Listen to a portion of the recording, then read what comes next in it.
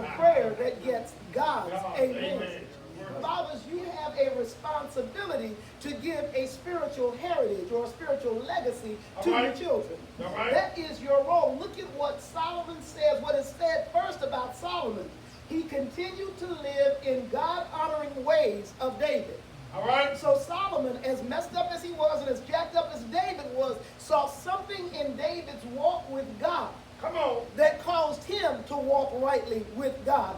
Daddies, that's your role for your children. Look at verse 6. The way Solomon describes his daddy in his conversation with God. He says he lived faithfully in your presence. His relationships were just and his heart right.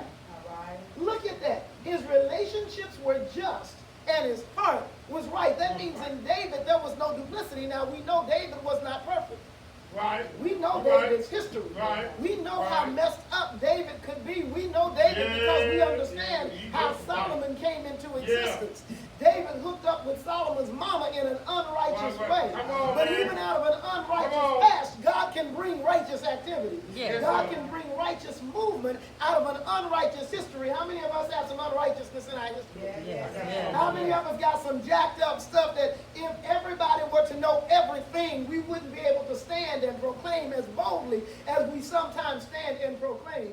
I used to